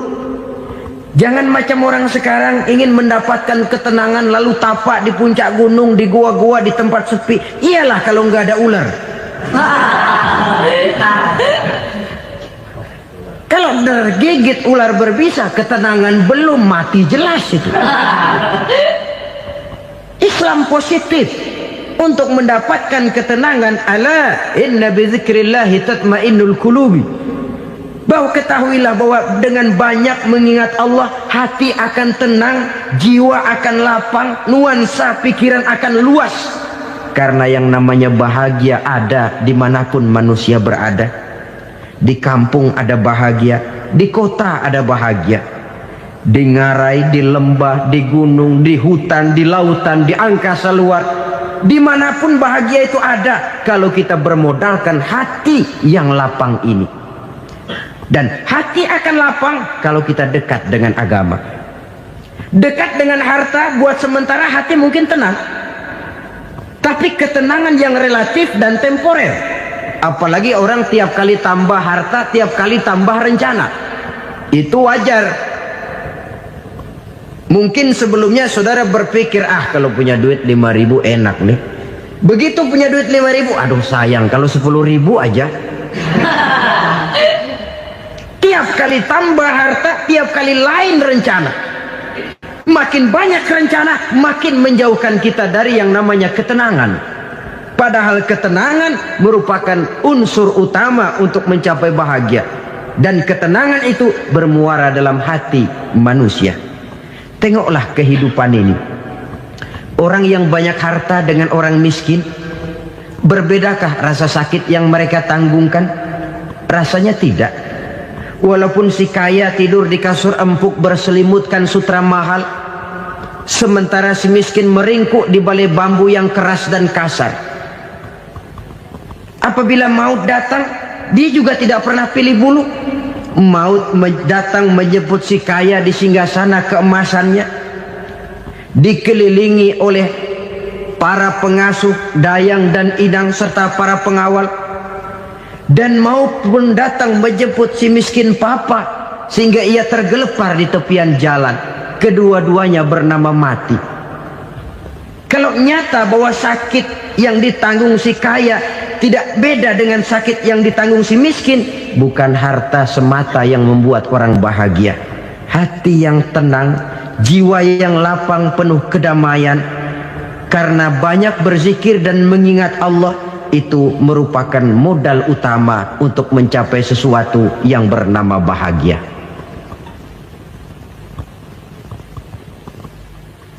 Saudara hadirin yang saya hormati, inilah yang pertama dari 4 ciri yang digambarkan oleh Nabi tentang tanda-tanda orang bahagia.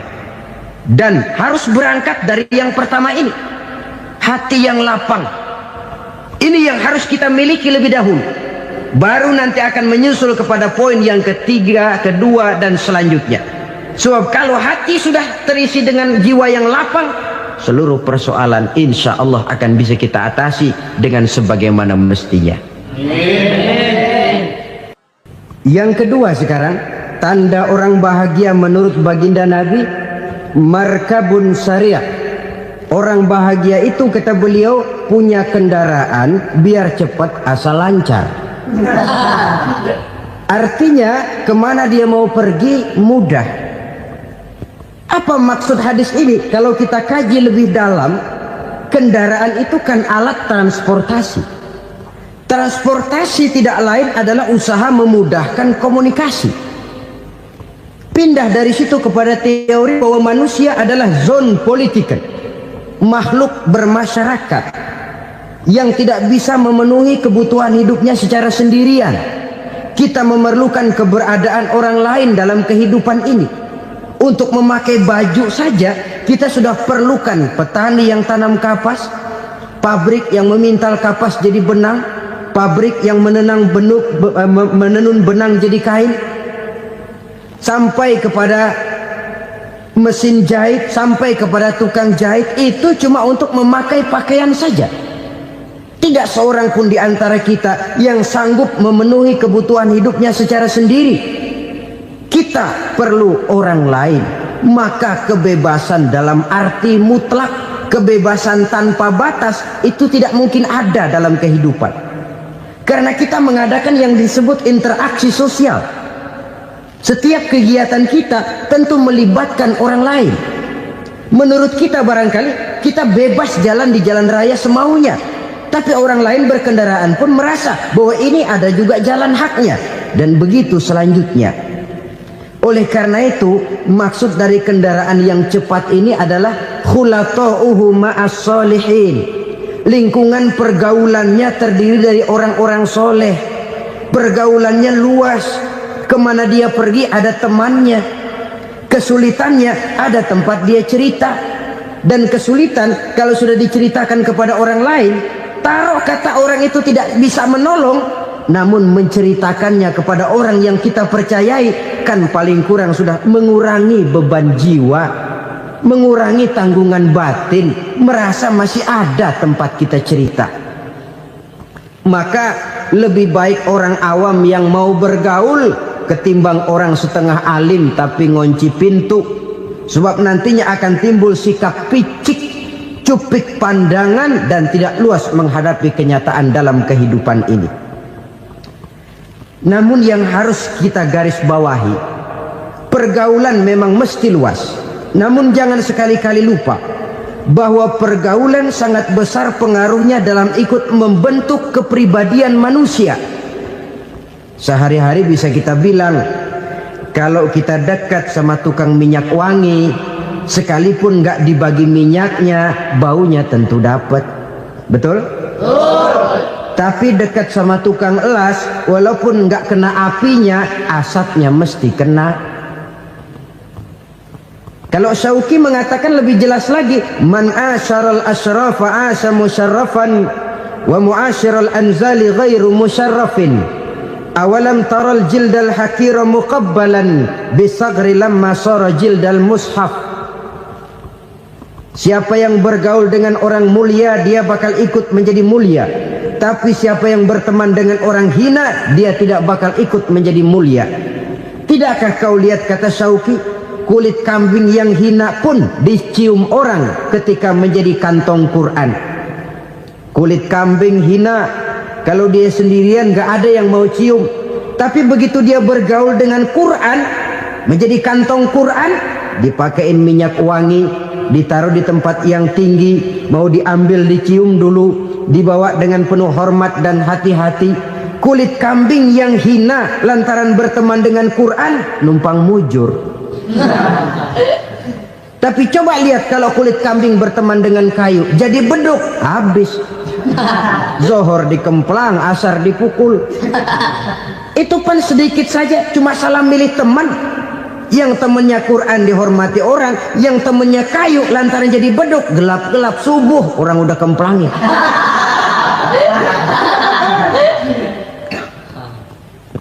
Maka terutama kepada adik-adik remaja yang masih mencari identitas diri, yang ibarat kaset masih kaset kosong, mudah diisi oleh apapun, pandai-pandailah memilih teman dalam bergaul.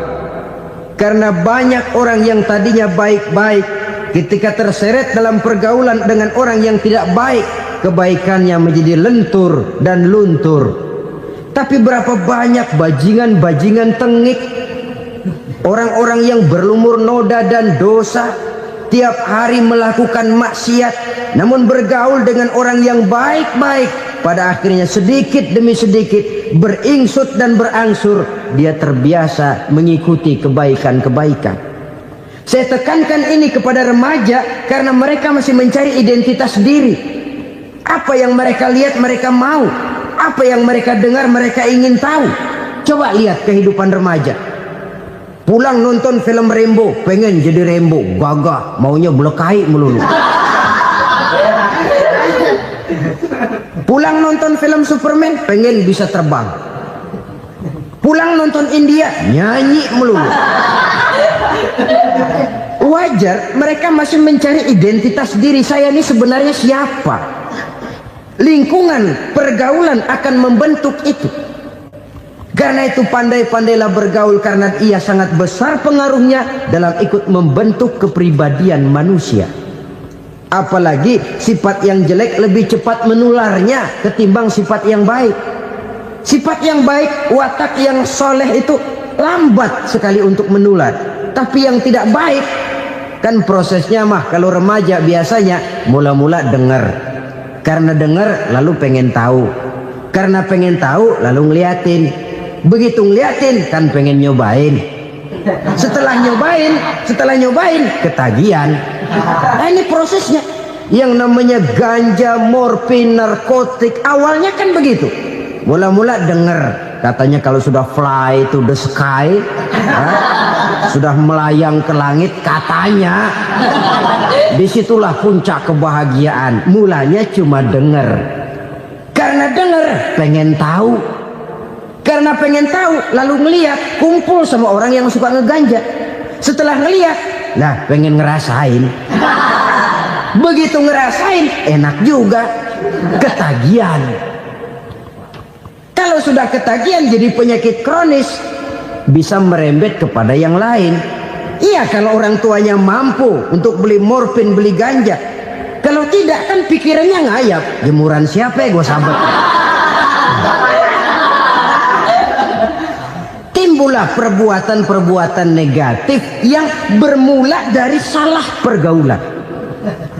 Apalagi buat adik-adik remaja yang tinggal di kota-kota besar, yang pengaruh budaya, pengaruh kesenian, pengaruh struktur kehidupan yang nampak makin individualistis, di mana persaingan tajam, tensi ekonomi tinggi, orang mudah mengalami stres.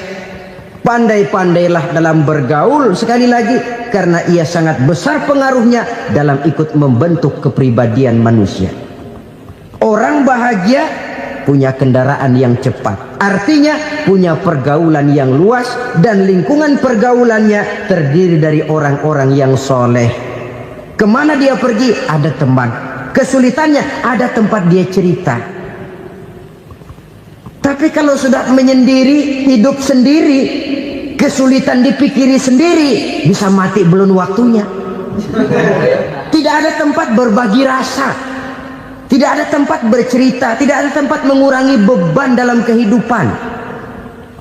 Pantas betul kalau Islam sangat menggalakkan dan menganjurkan orang kalau sudah sampai waktunya itu untuk melangsungkan nikah. Kata Nabi, ya ma'syaras syabab man istata'a minkumul ba'at falyatazawwaj. Hai para pemuda, kalau sudah mampu memberi nafkah, kawinlah, nikahlah kamu. Kenapa? Sudah ada teman hidup, tempat berbagi rasa. Kesulitan kalau ada tempat cerita akan lebih ringan ketimbang kita telan sendiri, walaupun bobot kesulitannya sama beratnya. Saudara-saudara kaum muslimin rahimakumullah, inilah ciri yang kedua, punya kendaraan biar cepat asal lancar. Kemana kita mau pergi gampang. Dengan kata lain, setelah hati yang luas, pergaulan yang luas. Dua. Yang ketiga sekarang, tanda orang bahagia itu menurut Nabi, misbahun mudhi'un, punya lampu yang terang. Oh, itu enggak problem. Sekarang sudah zamannya listrik masuk desa, Pak. Lampu sudah terang semua. Betul, kalau itu yang dimaksud. Tapi tidak cuma itu. Karena lampu yang dimaksud di sini, lampu yang akan menerangi seluruh perjalanan hidup. Dan perjalanan hidup itu sudah dimulai sejak kita terlahir ke alam ini sampai masuk ke alam barzah, kumpul di padang mahsyar sampai ke akhirat. Lampu yang menerangi itu yang diperlukan. Kalau lampu, katakanlah yang paling top sekarang kan lampu jenis Mercury. Taruhlah itu di rumah kita, dia cuma menerangi rumah kita, menerangi hati pun tidak sanggup. Bila kita masuk ke alam barzah, alam kubur, sanggupkah si Mercury yang begitu terang menerangi alam barzah kita? Tidak sanggup lagi. Sanggupkah lampu yang ratusan watt, bahkan puluhan ribu watt menerangi kehidupan di padang mahsyar? Tidak akan sanggup lagi. Kalau demikian, yang dimaksud lampu yang terang di sini apa? Tidak lain amal soleh, kebajikan yang kita lakukan dalam hidup. Itu yang akan jadi lampu penerang. Di dunia nama kita akan terang, jasad kita boleh hancur terkubur tanah, tapi nama kita akan dikenang orang. Begitulah kalau orang meninggalkan kebajikan dalam hidup seperti sekarang. Ribuan orang tiap saat berziarah ke kubur Imam Syafi'i, ke kubur Imam Malik, ke kubur Imam Ghazali, ke kubur orang yang baik-baik, orang yang soleh-soleh. Kebajikannya yang ditinggalkan, yang mengukir namanya dengan tinta emas. Sehingga saudara sudah terbaring di alam kubur, orang lewat, Allah, ini kuburannya Fulan bin Fulan, dulu ini kebaikannya Masya Allah, saya ikut merasakan. Mari kita mampir sebentar, kita Fatihah, mohon disampaikan Allah pahalanya kepada almarhum. Al-Fatihah. Itu kalau orang baik-baik. Lalu saudara tanya, Pak, orang mati dikirimin Fatihah apa nyampe pahalanya? Saya jawab, kalau saudara nggak percaya, mati dulu dah. Nanti saya Fatihain, tungguin di sana. Umpama nggak sampai, balik lagi kemari. Sekarang ini kan maunya otak-otakan saja. Kalau nggak masuk otak, nggak percaya. Padahal alam gaib itu nggak bisa diotak-otakin. Sama saja dengan saudara pernah dengar cerita kapal tanpa emas tenggelam kan? Pernah nggak? Di mana? Ya, di laut Masalembo. Begitu ke tanpa emas tenggelam, ratusan penumpang itu terjun ke laut, dipermainkan gelombang, berjuang menghadapi maut itu. Orang lagi timbul tenggelam di lautan, dihantam ombak, kita tengokin pakai helikopter. Pak, lagi timbul tenggelam ya? Iya, tolongin. Jangan khawatir Pak, nih saya kirim intan Pak, harganya 10 juta. Kira-kira orang yang timbul tenggelam di laut seneng nggak? Tidak. Kan mahal toh intan 10 juta. Kenapa dia nggak senang? Karena intan 10 juta dalam kondisi seperti itu tidak sanggup menyelamatkan dia. Dia akan girang kalau dikirimin ban mobil bekas, dikirimin papan terentang atau bambu. Intan yang 10 juta dia nggak girang. Ban mobil bekas yang 1000 perak, tuh pegang, itu yang dia girang betul. Inilah sebabnya Nabi berkata, mal mayyitu fi qabrihi illa kal ghariqil mutaghawwis. orang yang meninggal di alam kuburnya seperti orang timbul tenggelam di lautan. Yantaziru da'watan min ahli, menunggu doa dari keluarganya yang masih hidup.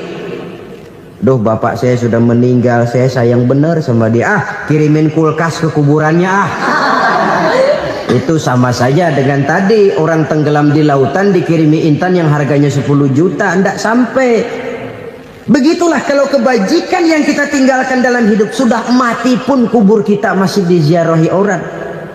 Tapi kalau jahat yang kita tinggalkan, boro-boro lah orang mau doa lewat dekat kuburan kita juga serem.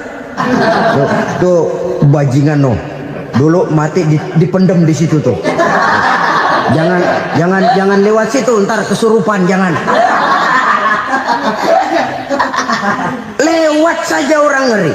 Konon lagi membacakan Fatihah dan mengirimkan doa. Hidup pada hakikatnya adalah kesempatan untuk berbuat baik. Maka sekali kesempatan itu diberikan, manfaatkan dengan sebaiknya. Sebab kesempatan kedua tidak akan pernah ada. Kesempatan berbuat baik di sini, di akhirat sudah pembalasan namanya. Sekali kesempatan itu dicabut, dia tidak akan pernah dikembalikan lagi. Kata Iqbal, hidup tidak mundur ke belakang, Bung. Berhenti diinjak orang, mundur hancur. Tidak ada kata mundur dalam hidup ini. Berhenti diinjak orang, mundur kecebur. Tidak ada kata lain, harus maju dalam kehidupan dalam artian yang positif. Hidup adalah kesempatan untuk mengumpulkan kebajikan yang sebanyak-banyaknya. Di situ nilai daripada manusia. Sekarang ini memang nggak kelihatan kok, orang yang banyak pahala sama yang banyak dosa nggak kelihatan kok. Barangkali kalau habis bikin dosa palanya pada benjol, mungkin orang takut sama dosa. Tapi sekarang sama saja, orang yang banyak dosa dengan yang nggak banyak dosa jalan bareng dari belakang, sama, nggak kelihatan beda. Tapi ada waktunya di mana pahala memegang peranan, di mana dosa diperlihatkan. Sama saja kalau kita bawa mobil siang, lampu kan nggak begitu berfungsi. Apa lalu bilang, alah ini lampu berat-beratin, copot-copotin aja dah. Tidak perlu begitu. Kenapa? Pada suatu saat malam senja akan datang. Bila matahari terbenam, senja pun datang, gelap mulai merayap, disitulah baru terasa perlunya lampu. Pahala begitu. Sekarang orang yang nggak ada pahalanya nggak kelihatan dalam kehidupan. Tapi pada suatu saat senja kehidupan akan datang. Ajal merenggut nyawa, malam merayap, dan hidup mulai diliputi kegelapan di alam barzah. Dikala itu kalau nggak punya lampu, alangkah malangnya kita. Sebab amal yang baik, kata Nabi, di alam barzah itu akan diciptakan menjadi perempuan yang cantik menemani kita. Amal yang jahat akan menjadi orang yang paling jelek nemenin kita. Sudah di tempat gelap yang nemenin jelek.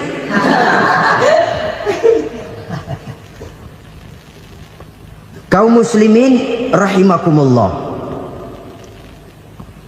Kalau demikian masalahnya, tergantunglah kita pandai memanfaatkan waktu. Al-waktu kasaif, waktu itu cepat sekali. Yang namanya waktu itu tahu-tahu. Tahu-tahu udah tahun 87. Tahu-tahu udah begitu. Tahu-tahu yang kemarin anak-anak, sekarang udah pada punya anak. Tahu-tahu saja itu. Begitu cepat waktu berlalu. Kalau tidaklah pandai kita memanfaatkannya, akan rugi kita. Nabi bersabda, "Man kana yaumuhu khairun min amsihi fahuwa rabih." Barang siapa yang hari ini lebih baik daripada hari kemarin, itu orang untung. Hari ini lebih baik daripada kemarin. Bulan ini lebih baik dari bulan kemarin. Tahun ini lebih baik dari tahun kemarin. Itu orang yang beruntung.